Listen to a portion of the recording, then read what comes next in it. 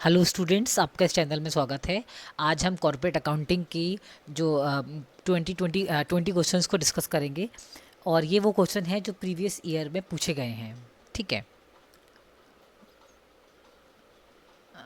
जैसे फर्स्ट है हमारा कैरेक्टरिस्टिक ऑफ कंपनी की कंपनी के क्या क्या कैरेक्टरिस्टिक हैं। ऑप्शन ए आर्टिफिशियल एसोसिएशन है। Option B separate legal entity है। Option C perpetual existence. Option D all of the above. देखिए, सबसे पहले अगर हम कोई एमसीक्यू को सॉल्व कर रहे हैं तो हमें पहले उसके साथ जो चार ऑप्शन दे रखे हैं, पहले उसको हमें उसका भी उसके बारे में पता होना चाहिए, तभी हम इसको मोस्ट अप्रोप्रिएट को सिलेक्ट कर पाएंगे। जैसे कैरेक्टरिस्टिक ऑफ कंपनी कह रखा है कि कंपनी के कैरेक्टरिस्टिक क्या होता है कि आर्टिफिशियल एसोसिएशन। देखो, जैसे कि एक आप अगर कंपनी की बात कर रहे हैं तो बैंक, कोई भी स्कूल, ऐसा कोई भी फर्म, तो उसको हम एक आर्टिफिशियल एसोसिएशन की तरह ट्रीट करते हैं, जिसमें उसका एक अलग से स्टैम्प होती है। मतलब तो ये हमारा जो कैरेक्टरिस्टिक है वो कंपनी का, वो अलग है। आर्टिफिशियल एसोसिएशन है, मतलब आर्टिफिशियली इसको क्रिएट किया गया है अंडर लॉ। सेकंड है सेपरेट लीगल एंटिटी, मतलब बिजनेस और बिजनेस को चलाने वाला दोनों को अलग माना जाता है। इट मीन्स कंपनी और कंपनी को चलाने वाले को दोनों को अलग माना जाता है, और ये भी कैरेक्टरिस्टिक है हमारी कंपनी का। सी है perpetual existence, means long term existence. ऐसा नहीं है कंपनी आज आपने बनाई, आज ही बनाई और आज ही ख़त्म कर दी, ऐसा नहीं है। तो ये जो कंपनी होती है perpetual existence means long term existence, जब तक चाहे अगर कुछ भी हो जाए, कोई भी इंसैनिटी हो, कोई भी कुछ भी हो, उसकी वजह से कंपनी बंद नहीं होगी, कंपनी हमारी चलती रहेगी। इसका मतलब जो कैरेक्टरिस्टिक है वो कंपनी का, वो इन ये तीनों ही हैं। आर्टिफिशियल एसोसिएशन है, separate legal entity, perpetual existence. इसका राइट आंसर है ऑल ऑफ द अबव। ठीक है। बच्चे पता है क्या करते हैं, कभी कभी ऑल ऑफ द अबव जैसे देखा, बच्चों ने जैसे देखा ऑल ऑफ द अबव पर टिक लगा दिया। तो ये बहुत ज़रूरी है कि पहले हमें चारों जो भी हमारे ऑप्शन है उसको पहले अच्छे से रीड करना है और देखना है कि चारों वैलिड है या नहीं है। ठीक है। नेक्स्ट है हमारा सेकंड है shares defined under section dash dash of the companies act 2013 sorry. ठीक है। तो ये जो हमारा शेयर है उसकी डेफिनेशन किस में दी गई है, ये कभी कभी स्ट्रेट एज अ क्वेश्चन पूछे जाते हैं। और ऐसे बहुत से एग्जाम में, अगर आप पीजीटी की तैयारी कर रहे हैं और अगर आप किसी भी नेट जेआरएफ की तैयारी कर रहे हैं कॉमर्स में, या कोई भी एनवीएस जो नवोदय जवाहर स्कूल हैं, आप उनकी तैयारी कर रहे हैं, तो उसमें भी कभी कभी एज अ स्ट्रेट पूछ लिया जाता है कि ये सेक्शन किससे डील कर रहा है। ठीक है। या ये सेक्शन है कंपनीज एक्ट का, या इंडस्ट्रियल लॉ का, या कुछ भी, हम कोई भी अदर लॉ ले लें तो पूछा जाता है कि ये हमारा किससे डील कर रहा है। तो इसमें आपको बताना है। तो हमारा ए ऑप्शन है सेक्शन 2 सब सेक्शन 84। बी है सेक्शन 2 सब सेक्शन 88। सी है सेक्शन 2 सब सेक्शन 42। डी है सेक्शन 2 सब सेक्शन 68। तो पहले तो फिर मैंने आपको बोला कि हमें पता होना चाहिए कि ये सारे किससे रिलेटेड हैं। तो जैसे कि मैं आपको बता दूं कि जो शेयर्स है इसको डिफाइन करा गया है कंपनीज एक्ट 2013 के सेक्शन 2 सब सेक्शन 84। लेकिन मैं इसके अलावा अभी मैं बात करें कि हमें और भी ऑप्शन के बारे में पता होना चाहिए कि और अलग अलग किससे डील करें। जैसे 2 सब सेक्शन 88 वो स्वेट इक्विटी शेयर से डील करता है। अगर आप चाहें, अगर आप ये सारी जो एमसीक्यू है वो नोट कर रहे हैं, तो आप इसको एक कॉपी बना के लिख सकते हैं कि सेक्शन 288 जो है स्वेट इक्विटी शेयर से को डिफाइन करा गया है इसमें। और साथ में अगर जो हमारे प्रोविज़न हैं स्वेट इक्विटी शेयर्स के, वो 54 सेक्शन में आते हैं, लिख लीजिए ये भी आप। जो सेक्शन 2 है सब सेक्शन 42 है फॉरेन कंपनी को डिफाइन करता है, और section 2 sub section 68 private company को डिफाइन करता है। तो इसका जो मोस्ट राइट आंसर है वो है 2 सेक्शन 2 सब सेक्शन 84। ठीक है। नेक्स्ट है हमारा an artificial person created by law is called. अभी हमने फर्स्ट जो क्वेश्चन पढ़ा था, उसमें यही दे रखा था कि कैरेक्टरिस्टिक ऑफ अ कंपनी। तो फर्स्ट दे रखा है हमारा आर्टिफिशियल एसोसिएशन है। तो सोल प्रोपराइटर आर्टिफिशियल नहीं होता क्योंकि उसको इंडिविजुअल चला रहा होता है। पार्टनरशिप फर्म, बी सी है कंपनी, और डी है ऑल ऑफ द अबव। तो जो एक आर्टिफिशियल पर्सन है जिसको लॉ क्रिएट करता है वो है कंपनी। ठीक है। नेक्स्ट है हमारा fourth, dash dash are known as the owner of the company. Company के ओनर क्या कौन होते हैं? डिवेंचर होल्डर होते हैं ओनर, स्टेक होल्डर होते हैं, शेयर होल्डर्स होते हैं, या क्रेडिटर होते हैं। तो कंपनी के जो ओनर होते हैं वो शेयर होल्डर्स होते हैं। डिवेंचर होल्डर्स तो वो होते हैं जिन्होंने कंपनी को लोन दे रखा होता है। ठीक है। स्टेक होल्डर्स वो होते हैं जैसे क्रेडिटर्स, बैंक्स, जो डायरेक्टली इनडायरेक्टली कंपनी से रिलेटेड होते हैं। शेयर होल्डर हमारे ओनर होते हैं, इक्विटी शेयर होल्डर है हमारा, क्योंकि वो उनको लास्ट में आपको बताया कि उनको वोटिंग राइट होता है, डिविडेंड का पेमेंट उनको बाद में होता है, और जब कंपनी पूरी तरह सबका पेमेंट कर देगी तो जो अमाउंट बचेगा वो हमारा शेयर होल्डर्स को मिलता है। ठीक है। नेक्स्ट है हमारा a company can not issue, मतलब एक जो कंपनी है वो किसका निर्गमन नहीं कर सकती है, तो option A redeemable preference shares, ठीक है। रिडीमेबल अगर हम हिंदी में बात करें तो उसको बोलते हैं शोधनीय पूर्वाधिकार अंश। शोधनीय मतलब जिसका शोधन होगा, मतलब जिसका पेमेंट जो कंपनी की लाइफ टाइम में रिडीम्ड होंगे, ठीक है। रिडीम मतलब जिसका भुगतान हो जाएगा, ठीक है। बी है हमारा irredeemable preference shares. Irredeemable means अशोधनीय, ऐसे पूर्वाधिकार अंश जिसका पेमेंट कभी हो ही नहीं सकता है कंपनी के लाइफ टाइम में, लास्ट में होगा जब वाइंड अप होगी, ठीक है। सी है अगर पैसा बचेगा तब भी वो भी। सी है रिडीमेबल डिवेंचर्स, रिडीमेबल मतलब शोधनीय ऋण पत्र। और डी है हमारा रिडीमेबल इक्विटी शेयर्स, वही शोधनीय पूर्वा समतांश, ठीक है। तो जो हमारा कंपनी, इसको पहले हम डिस्कस कर देते हैं। देखो जो हमारा कंपनीज एक्ट 1956 था ना, उसमें डिफाइन अलग अलग टाइप में डिवाइड करा गया था। रिडीमेबल मतलब ऐसे डिफाइन करा गया था। तो उसमें हमारा ये था कि उस टाइम पर हम इरिडीमेबल प्रेफरेंस शेयर्स को इशू कर सकते थे। लेकिन जो हमारा कंपनीज एक्ट 2013 बना, उसमें लॉ में चेंजेस आए और ये कहा गया कि कंपनी कभी भी इरिडीमेबल प्रेफरेंस शेयर्स को इशू नहीं करेगी। लेकिन अगर इरिडीमेबल प्रेफरेंस शेयर्स हैं, मैं एक बार दोबारा बता देती हूँ, जो इरिडीमेबल प्रेफरेंस शेयर्स हैं are those preference shares that would not redeemed by the company in India, ठीक है, are not allowed to issue irredeemable preference shares. मतलब कोई भी कंपनी को अलाउ नहीं करा गया है कि वो इरिडीमेबल प्रेफरेंस शेयर्स को इशू करे, ठीक है। अब हमारे साथ ओनली जो बैंकिंग कंपनीज हैं वो इरिडीमेबल प्रेफरेंस शेयर्स को इशू कर सकती हैं, लेकिन normal companies irredeemable preference shares को इशू नहीं कर सकती हैं। ये वाली बात भी ध्यान रखिएगा आप। तो जो कंपनी है वो इरिडीमेबल प्रेफरेंस शेयर्स इशू नहीं कर सकती है। अशोधनीय पूर्वाधिकार अंश का निर्गमन कंपनी नहीं कर सकती है, ठीक है। नेक्स्ट है हमारा, देखो preference shares can be redeemed. अब एक बात और है, अगर प्रेफरेंस शेयर्स कह रखा है तो पहले मैंने आपको बोला था जो 1956 हमारा लॉ था उसमें कंपनी के प्रेफरेंस शेयर्स के रिलेटेड कोई टाइम लिमिट नहीं थी कि प्रेफरेंस शेयर्स को हम मैक्सिमम इतने टाइम तक रिडीम्ड कर पाएंगे, या क्या लिमिट है। देखो सॉरी, तो जो हमारा प्रेफरेंस शेयर्स है उसको हम तभी रिडीम्ड करेंगे, मतलब क्या क्या कब हम रिडीम कर सकते हैं।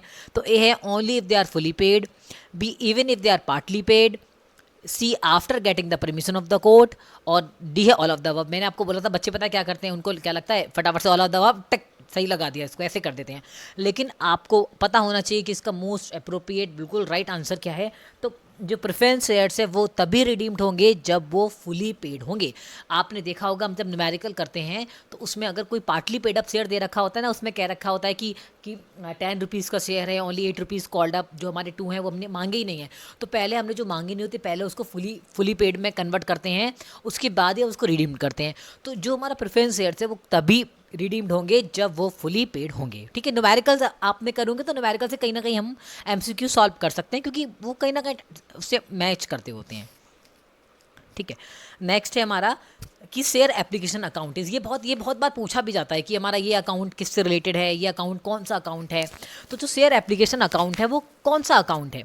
फर्स्ट है हमारा पर्सनल अकाउंट है, ऑप्शन बी है रियल अकाउंट है, ऑप्शन सी नॉमिनल अकाउंट, और ऑप्शन डी इम्पर्सनल अकाउंट। तो देखो जो इम्पर्सनल अकाउंट है उसको भी 2 पार्ट्स में डिवाइड करा गया है, रियल और नॉमिनल ऐसे ही दे रखा है भाई, जो जिसको नहीं आता होगा वो कंफ्यूज हो ही जाएगा।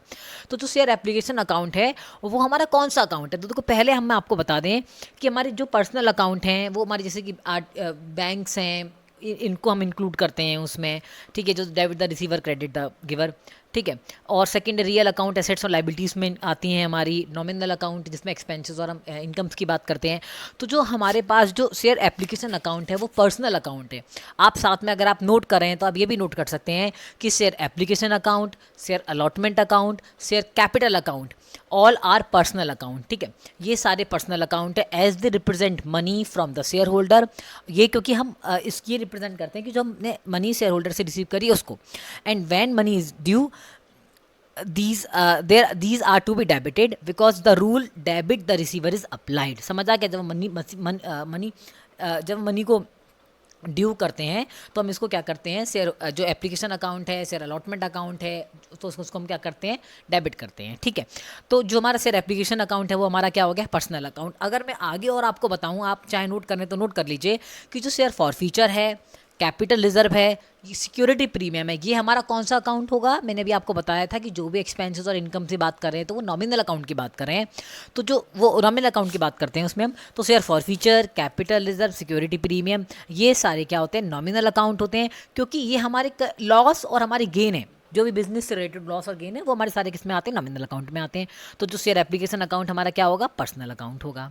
ठीक है, नेक्स्ट है हमारा debentures can be issued. Debentures को कैसे इशू कर सकते हैं हम? फॉर कैश कंसिडरेशन, मतलब कैश के जो प्रतिफल में, for consideration other than cash, cash के अलावा हम इशू कर सकते हैं किसी भी, as a collateral security, as a collateral security हम इशू कर सकते हैं। देखिए, for consideration other than cash, इसका मतलब ये है कि हमने इशू करा और हमने कैश नहीं लिया, हमने उससे कुछ और चीज़ ले ली और उसको पेमेंट क्या कर दिया था? डिवेंचर दे दिया। जैसे आप नई नई कंपनी बनती है तो हम क्या करते हैं? वही फर्नीचर लेते हैं, मशीन्स लेते हैं, हमने क्या करा? उससे कैश पेमेंट ना करके हमने उसको डिवेंचर्स पेमेंट कर दिया। तो इसका मतलब ये होता है एज अ कोलेट्रल सिक्योरिटी। और डी है ऑल ऑफ द अबव, तो इसका आंसर है ऑल ऑफ द अबव। तो जो डिवेंचर्स हैं हम इसको इन तीनों फॉर्म में इशू कर सकते हैं। नेक्स्ट है हमारा डी है the sweat equity shares must be issued with in a lock in period. मतलब देखो, स्वेट इक्विटी शेयर्स अभी मैंने आपको बताया था कि सेक्शन 2 सब सेक्शन 88 में स्वेट इक्विटी शेयर्स को डिफाइन किया गया है, और उसके साथ साथ इसकी जो प्रोविजन है 54 में है। और स्वेट इक्विटी शेयर्स किसको दिए जाते हैं? जो स्वेट इक्विटी शेयर्स है वो कंपनी अपने एम्प्लॉयज़ को देती है, अपने डायरेक्टर को देती है, जो भी कंपनी ने। और डिस्काउंट पर एक बात ध्यान रखना, जो हमारा कंपनीज एक्ट 2013 में है 13 है, उसमें सिर्फ स्वेट इक्विटी शेयर्स है उसको डिस्काउंट में इशू कर सकते हैं। इसके अलावा हम कोई भी शेयर डिस्काउंट में इशू नहीं कर सकते हैं। ठीक है, तो जो स्वेट इक्विटी शेयर्स है वो कंपनी अपने एम्प्लॉयज़ को, डायरेक्टर को देती है, जो भी नो हाउ और जो भी अगर कोई भी उन्होंने इंटेलेक्चुअल प्रॉपर्टी रिसीव करी है उससे, तो उसके बेसिस पर कंपनी क्या करती है? स्वेट इक्विटी शेयर्स देती है। अब जैसे अगर कोई एम्प्लॉय है, उसके पास स्वेट इक्विटी शेयर्स आ गए, तो वो तो क्या करेगा? तुरंत बेच देगा, क्योंकि उसको तुरंत सेल कर देगा। तो कंपनी ने क्या करा है कि स्वेट इक्विटी शेयर्स का भी एक लॉक इन पीरियड रखा है कि इतने इस टाइम तक ही आप उसको अपने पास रखिए, इसके बाद आप चाहे तो उसको सेल कर सकते हैं, अदरवाइज अपने पास रख सकते हैं। तो जो स्वेट इक्विटी शेयर्स है उसका लॉक इन पीरियड क्या है? 1 ईयर है, बी ऑप्शन है 2 ईयर है, सी ऑप्शन है 3 ईयर है, और डी ऑप्शन है 4 ईयर। तो जो स्वेट इक्विटी शेयर्स है उसका जो वो लॉक इन पीरियड है वो है 3 ईयर्स। ध्यान रखिएगा आप सभी, इसको 3 ईयर्स है इसका राइट आंसर। अच्छा, एक बात और मैं आपको बता दूं कि जो हमारे पास जो हमने पहले वीडियो बनाई थी हमारे और पब्लिक फाइनेंस सब्जेक्ट की, वो हमारे दूसरे चैनल पर पड़ी थी, लेकिन कुछ टेक्निकल प्रॉब्लम की वजह से उसको हमें इस चैनल पर अपलोड करना पड़ रहा है। तो जिसने भी इस चैनल को अभी सब्सक्राइब नहीं करा होगा तो उसको सब्सक्राइब कर लें, क्योंकि आगे भी हम फर्दर बहुत सारे जो ऑब्जेक्टिव हैं वो अपलोड करेंगे, जो कि आपके एग्ज़ाम पॉइंट ऑफ व्यू से ज़रूरी होगा, और प्रीवियस ईयर में जो पूछे गए हैं और जिसके चांसेस हैं आने के, चाहे वो कोई भी कंपटीशन की तैयारी कर रहे हो वो उसमें पूछे जाएंगे, चाहे आप एंट्रेंस एग्ज़ाम भी दे रहे हो अगर जिसमें कोई भी अकाउंट्स का पूछा जा रहा है, तो उसमें आप वो उसको इजीली आप कर सकते हैं इसको। तो आप इसको लाइक सब्सक्राइब कर दीजिएगा, जिससे कि आपको फर्दर नोटिफिकेशन भी इजीली मिल पाए। ठीक है, नेक्स्ट है हमारा according to table F maximum interest on calls in advance. तो पहले एडवांस को समझना बहुत ज़रूरी है। जो एडवांस आप जो कभी कभी क्या होता है कि कॉल्स का जो पेमेंट है वो हम पहले दे देते हैं, ठीक है, तो वो कॉल्स इन एडवांस हो गया, तो कंपनी हमें क्या करेगी? कॉल्स इन एडवांस पर इंटरेस्ट देती है। तो मैक्सिमम हमारी इंटरेस्ट क्या है कॉल्स इन एडवांस पर? 5% पर एनम है, 6% पर एनम है, 7% पर एनम है, 12% पर एनम है। तो ध्यान रखिएगा आप, जो इंटरेस्ट है कॉल्स इन एडवांस पर वो 12% है, लेकिन कॉल्स इन एरियर पर ध्यान रखिएगा कंपनी हमें पेमेंट ज़्यादा देती है, लेकिन हमसे पेमेंट इंटरेस्ट कम लेती है। जैसे अगर हमने एडवांस कंपनी को पे कर दिया तो हमें कंपनी 12% देगी, लेकिन अगर हमने कंपनी के किसी भी कॉल का पेमेंट नहीं करा तो कंपनी हमें क्या करेगी? जो हमसे इंटरेस्ट लेगी ना वो 10% के बेसिस पर लेगी। तो ध्यान रखिएगा, कॉल्स इन एडवांस पर 12%, कॉल्स इन एरियर पर 10%। इसको लिख लीजिएगा आप, काम आएगा आपके ये।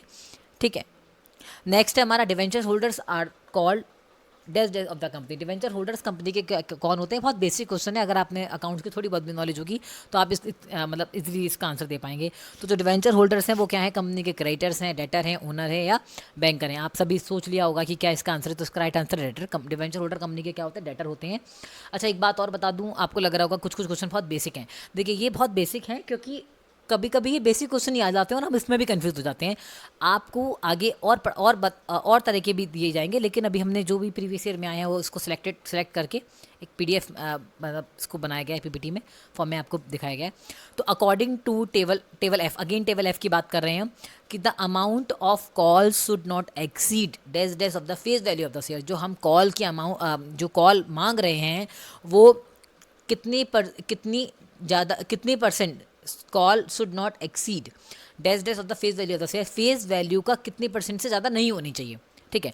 तो जैसे कि हमारा 10% से ज़्यादा नहीं होना चाहिए, 15%, 20%, 25%, तो जो हमारी कॉल है वो फेस वैल्यू का 25% से ज़्यादा नहीं होनी चाहिए, ठीक है। याद रखिएगा आप सभी इसको, क्योंकि कॉल्स ऑन शेयर, ये जो हमारा है, calls on share should not exceed 1/4 of the nominal face value of the shares, and जो हम इसकी कॉल करते हैं it should be made only after 1 month has expired from the previous call date, मतलब फर्स्ट कॉल और second call के बीच में 1 मंथ का जो भी है हमारा गैप होना चाहिए, उससे पहले आप नहीं कर सकते हैं।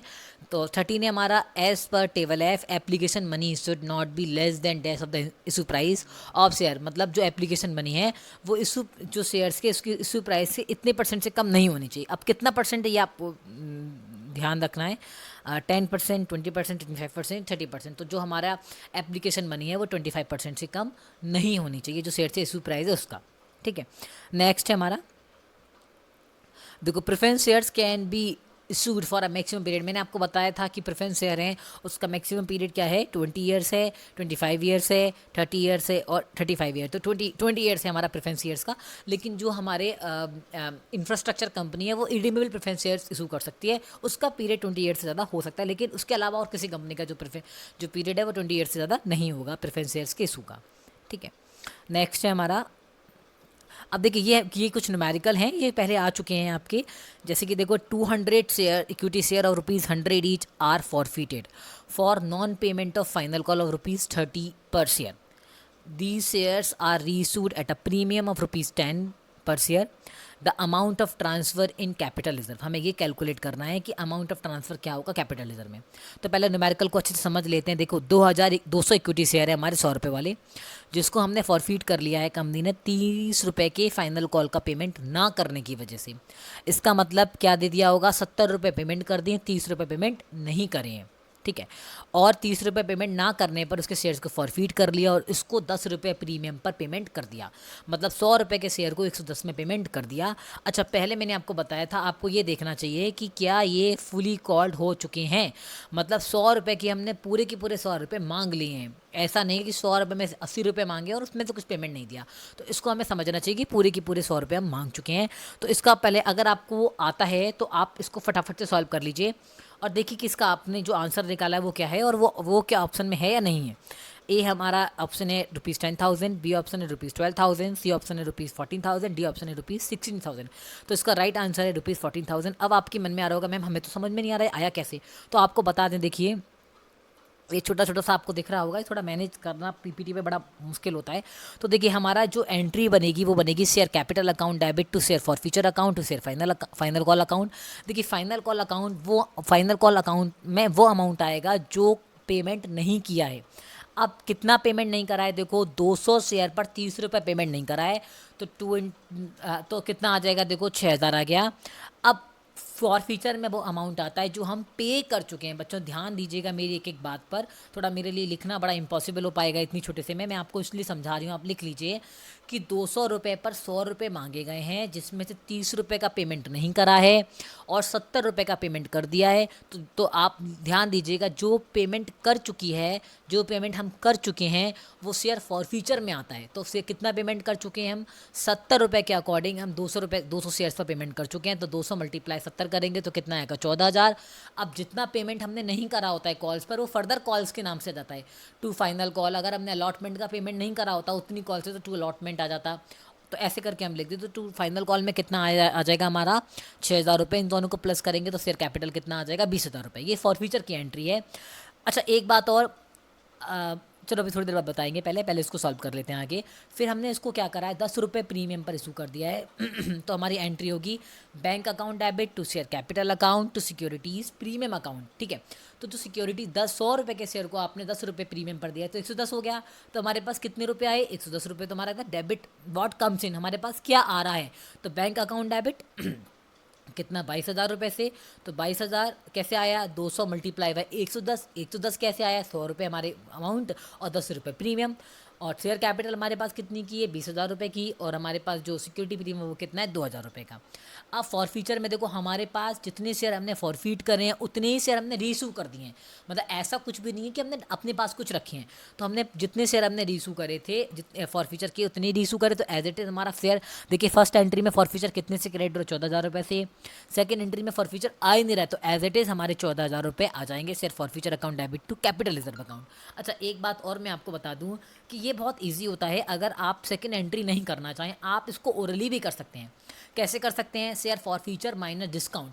मतलब अगर आपको जो कैपिटल रिजर्व में अमाउंट ट्रांसफर करने का पूछा जा रहा है, तो share forfeiture account debit to capital reserve होता है, तो आप क्या करें, शेयर फॉरफीचर में से डायरेक्ट डिस्काउंट माइनस कर दें। अगर कोई भी जो रीइशू करा गया है वो डिस्काउंट पर किया गया, वो माइनस कर दो, तो direct as it is amount कर दो, तो आप अपने आप ही निकाल सकते हैं share forfeiture account debit to capital reserve का अकाउंट। ये मैंने आपको बताया था कि फॉरफीचर में वही अमाउंट आता है जिसका हमने पेमेंट कर चुके हैं। तो देखो हम कितने का पेमेंट कर चुके हैं, 200 मल्टीप्लाई 70, तो एज इट इज़ आप 14,000 रुपये हमारे फॉरफीचर में आ जाएगा। तो आपको ये एंट्री करने की जरूरत ही नहीं है, बिल्कुल इजीली आप निकाल देंगे, ठीक है, फॉरफीचर का अमाउंट। अच्छा, दूसरी चीज़ ये हमने इसलिए ऐसा किया है क्योंकि जितने भी हमारे शेयर्स थे वो पूरे के पूरे रीइशू कर दिए हैं। अगर ऐसा होता है कि हमने शेयर को फॉरफीट ज़्यादा कराए, रीइशू कम करें, तो उस केस में फॉरफीचर का अमाउंट निकालना, थोड़ा कैपिटल रिजर्व का अमाउंट निकालना थोड़ा सा अलग हो जाएगा, वो हम आपको बाद में बताएंगे। अगर आपको ये अभी भी समझ में नहीं आ रहा है तो आप हमें बता सकते हैं, आप हमें नॉर्मल टेक्स्ट मैसेज कर सकते हैं अगर आपके पास मेरा कॉन्टैक्ट नंबर है, या आप हमें कमेंट करके बता सकते हैं, आप हमें इंस्टाग्राम पर बता सकते हैं, किसी भी तरह से जैसा आपको लग रहा हो कि मैम हमें समझ में नहीं आ रहा, आप हमें बता दो। तो हम एक ऐसी वीडियो बनाएंगे जिसमें ये सारी एंट्रीज़ होंगी, जिसमें शेयर्स को फॉरफीट करना, इसका रीइशू करना, मतलब जिसमें जो कि ऑब्जेक्टिव टाइप में पूछे जाते हैं, ठीक है। अगर आपको अभी भी नहीं आया तो आप हमें मैसेज करके बता सकते हैं, कमेंट करके, जैसा भी आपको सही लगे, ठीक है। नेक्स्ट है हमारा शेयर होल्डर्स गेट, बहुत बेसिक क्वेश्चन है। और देखो ये प्रीवियस ईयर में पूछा नहीं गया है, मतलब ये किसी न किसी में पूछा गया होगा, मतलब ये ऐसे मैंने लिख दिया है, ये बता देंगे जब आप, सॉरी मैंने गलत बोल दिया। ये जो शेयर होल्डर्स है ये आपका प्रीवियस ईयर में आ चुका है, यूनिवर्सिटी एग्जाम में जस्ट पहले वाले में जो ऑब्जेक्टिव टाइप पेपर हुआ था उसमें इसको बताया गया है, तो आप इसको इंपॉर्टेंट लिख सकते हैं। Shareholders get dividend, interest, C है कमीशन, और डी है ब्रोकरेज। तो शेयर होल्डर्स को क्या मिलता है, बहुत बेसिक है, डिविडेंड। अच्छा देखो आपको इसको लग रहा होगा, बताओ इतना इजी है और हम इतना घबरा रहे हैं कि ये कैसे हम फेस करेंगे, ऑब्जेक्टिव टाइप पेपर आएगा, हम कैसे आ जाएगा, क्या आ जाएगा। तो देखो ये इतना इजी पहले पूछा गया है, तो आप घबराने की जरूरत नहीं है, आप इसको इजीली कर सकते हैं। बस कंसेप्ट माइंड में क्लियर होनी चाहिए कि क्या कैसे आ रहा है, ठीक है। तो जो हमारा शेयर होल्डर्स है उनको क्या मिलता है, डिविडेंड, ठीक है। बट देखो नेक्स्ट है हमारा the part of share capital which can be called up only on the binding up of a company is called. मतलब शेयर कैपिटल का वो पार्ट जो कंपनी वाइंडिंग अप के टाइम पर मांगती है, ठीक है, तो वो कौन सी कैपिटल होती है, ऑथराइज कैपिटल है, कॉल्ड अप कैपिटल है, रिजर्व कैपिटल रिजर्व है, या रिजर्व कैपिटल। बच्चों ये वाला जो क्वेश्चन है ये मैंने अगर आप कोई भी ऑब्जेक्टिव टाइप कॉमर्स का कोई भी पेपर उठाएंगे तो उसमें आपको ये कहीं ना कहीं मिल ही जाएगा, अगर आप कोई भी प्रीवियस ईयर का सेट निकालेंगे, क्योंकि ये बहुत इंपॉर्टेंट है। इवन मैंने भी इसको बहुत बार, मतलब मैं भी कभी कोई पेपर देखती हूँ, कोई भी, मतलब मैंने भी कभी कोई पेपर दिया है तो उसमें पूछा जाता है कि ऐसी कौन सी कैपिटल जो कंपनी वाइंडिंग अप के टाइम पर मांगती है। और अगर आपने मेरी पहले लाइव क्लासेस ली होंगी तो आपको इसका आंसर देखते ही पता चल जाएगा कि मैम ने बताया हुआ था कि वो कौन सी कैपिटल है जो कंपनी वाइंडिंग अप के टाइम पर मांग रही है। वाइंडिंग अप मीन्स समापन के समय पर कंपनी जो उस शेयर कैपिटल मांगती है, तो इस कैपिटल को हम बोलते हैं रिजर्व कैपिटल। बच्चों ये रट लो, मतलब इसको समझ लो, इसको याद कर लो, बहुत इंपॉर्टेंट है ये, और कभी भी फ्यूचर में आप कोई भी पेपर देंगे तो उससे पूछा जा सकता है। इवन मैंने भी बहुत बार फेस किया हुआ है इसको, ठीक है। तो नेक्स्ट है हमारा ये जो पेपर था, ये जो क्वेश्चन था रिजर्व कैपिटल का, ये भी प्रीवियस ईयर में आ चुका है और ये भी प्रीवियस ईयर में से लिया गया है। तो ये आपको आपके थोड़ा आपकी जो पढ़ाई है उसको इजी बनाने के लिए, आप में थोड़ा कॉन्फिडेंस लेवल को बिल्डअप करने के लिए, कि आपको लगे कि आप पेपर फेस कर पाएंगे, तो इसलिए आपको हमने प्रीवियस ईयर के भी कुछ क्वेश्चन रख दिए हैं इसमें। तो नेक्स्ट है हमारा 18 share application account is dash at the time of issue of share for receipt of money. ध्यान दीजिएगा, हमसे कह रखा है जब हम इशू ऑफ शेयर कर रहे हैं उसमें हम मनी को रिसीव कर रहे हैं, तो उस केस में हमारा शेयर एप्लीकेशन अकाउंट को हम क्या करेंगे, डेबिट करेंगे, debited, credited, both A and B और डी नॉट क्लियर। देखिए तो मैंने बताया था आपको एंट्रीज आना भी बहुत ज़रूरी है, पता भी होना चाहिए कि मनी को रिसीव करें तो एप्लीकेशन अकाउंट को हम क्या करेंगे, ठीक है। तो हम एप्लीकेशन अकाउंट को क्या करेंगे, क्रेडिट। अब आपको अगर एंट्री आती हो तो बहुत अच्छा है, देखो share application account debit to share capital, due की एंट्री होती है, रिसीव की एंट्री होती है, bank account debit to share application account, तो इसलिए हमने इसको क्रेडिट की किया। ये प्रीवियस ईयर में आ चुका है, ध्यान दीजिएगा आप सभी, ठीक है। नेक्स्ट है हमारा कि share can be forfeited, shares को हम कब फॉरफिट करेंगे, मतलब ऐसा नहीं है कंपनी कभी भी किसी शेयर को फॉरफिट करेगी, एक कोई पर्टिकुलर रीज़न होता है जिसकी वजह से ही कंपनी शेयर्स को फॉरफिट करती है। तो कंपनी शेयर को कब फॉरफिट करेगी, for non payment of call money का पेमेंट ना करने पर। सेकेंड है, अगर आपने एनुअल जनरल मीटिंग को अटेंड करना भूल गए हैं तब आपके शेयर्स को फॉरफिट कर लिया जाएगा, या कंपनी दोनों ही केस में फॉरफिट कर लेगी आपके शेयर्स को, या डी है नन ऑफ द अबव में से कोई नहीं। तो अगर आपको पता होगा, अगर आपको थोड़ा सा कहीं पढ़ा होगा तो आपको पता चल जाएगा इसका राइट आंसर क्या है, आपको पता चली गया होगा ऑब्वियसली कि शेयर को हम कभी तभी फॉरफिट करते हैं जब उसने कॉल मनी का पेमेंट नहीं किया है, ठीक है।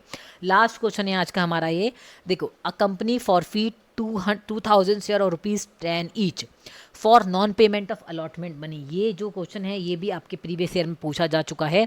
तो एक कंपनी ने क्या करा है, 2000 शेयर को जो 10 रुपये वाले हैं उसमें से अलॉटमेंट मनी 4 रुपये नहीं दिए हैं तो उसको फॉरफिट कर लिया है, ठीक है। दोबारा से बता रही हूँ मैं आपको, अ कंपनी forfeited 2000 शेयर और ₹10 each for non payment of allotment money of ₹4 पर शेयर, ठीक है। अब 4 रुपये अलॉटमेंट का पेमेंट ना करने पर उसके शेयर को फॉरफिट कर लिया है। अब अभी तक हमें यहाँ पर ये नहीं पता है कि क्या कंपनी ने पूरी की पूरी 10 रुपये मांग लिए, ऐसा हो सकता है कंपनी ने कम रुपये मांगे हो। अब इसमें आगे की लाइन में दे रखा है द कॉल्ड अप वैल्यू पर शेयर वॉज ₹9, मतलब 10 रुपये का शेयर था, कंपनी ने सिर्फ अभी 9 रुपये ही मांगे हैं और कंपनी ने 1 रुपये जो बचा हुआ है वो मांगा ही नहीं है। तभी कंपनी ने ये वाली बात कह रखी है कि जो नॉन पेमेंट है अलॉटमेंट का 4 रुपये का, उसको ना करने पर 2000 शेयर्स को हमने क्या कर लिया है, फॉरफिट कर लिया है। अब हमसे पूछा है the amount debited to share capital, कि वो अमाउंट बताओ जो शेयर कैपिटल में डेबिट होगी। अब बच्चों को समझ में नहीं आ रहा होगा, मैम शेयर कैपिटल में डेबिट कब कब होती है, फॉरफिट के केस में डेबिट होती है, रीसू के केस में शेयर कैपिटल अकाउंट को डेबिट करते हैं, या ट्रांसफ़र के केस में कैपिटलाइजर में। तो बच्चों ये पता होना चाहिए कि जब हम शेयर को फॉरफिट करते हैं तब शेयर कैपिटल अकाउंट को डेबिट करते हैं। तो पहले हम इसका ऑप्शन देख लेते हैं। ऑप्शन ए है 10,000, ऑप्शन बी है 8,000, ऑप्शन सी है 2,000, या ऑप्शन डी 18,000। अगर आपको आता है तो आप पहले इसको फटाफट से सॉल्व कर लो, बिना इसका राइट आंसर देखे, और इसको देख लीजिए क्या हमने सही लगाया है। और जिसको अगर नहीं आता है तो मैं उसको आगे बता रही हूँ। देखो इसका आंसर है 18,000। पहले बताएंगे 18,000 कैसे आया। देखो जैसे कि देखो आप, जो हमारा शेयर्स हैं वो कितने हैं, 2,000। एप्लीकेशन मनी हमसे कह रखा है 10 रुपये हैं हमारे, जिसमें से हमारा 4 अलॉटमेंट में लिख दिया, और 9 रुपये ही मांगे, 1 रुपये मांगा ही नहीं है। तो मतलब जो फाइनल कॉल है वो मांगी नहीं। देखो इसलिए यहाँ पर लिखा है अनकॉल्ड 1 रुपये, लिखा है जस्ट 1 रुपये के नीचे लिखा है अनकॉल्ड, और हमने इसका मतलब 5 रुपये मांग चुके हैं, क्योंकि 2,000 है, 4 रुपये अनकॉल्ड माइनस जो अलॉटमेंट के जो नहीं पे करें नॉन पेमेंट वाले वो माइनस कर दिए, 1 रुपये हमने जो अनकॉल्ड करे माइनस कर दिए, बचे कितने, 5 रुपये। तो शेयर एप्लीकेशन हमारा कितना आया, 5 रुपये। इसलिए लिखा है देखो ₹10 ईच, ₹9 कॉल्ड अप। 9 रुपये मांगे, 1 रुपये मांगा ही नहीं है। अब मैंने आपको बताया था कि जो जितने कॉल हम मांग चुके होते हैं उतना ही अमाउंट से शेयर कैपिटल को डेबिट करते हैं। बच्चों दोबारा सुन लो आप एक बार, जितने रुपए, जितनी कॉल्ड अप हमारी वैल्यू होती है उतने से ही अमाउंट से ही हम शेयर कैपिटल को डेबिट करते हैं। तो शेयर कैपिटल अकाउंट डेबिट कितना हो गया, 2,000 मल्टीप्लाई बाय 9 रुपये हमने मांगे हैं तो 18,000 हो गया। अब हमें क्या पेमेंट नहीं करा है, मैंने कहा था जो पेमेंट नहीं करते हैं वो उसके नाम से आता है। तो to share allotment account 2,000 multiply by 4 रुपये में 8,000 का पेमेंट नहीं करा है।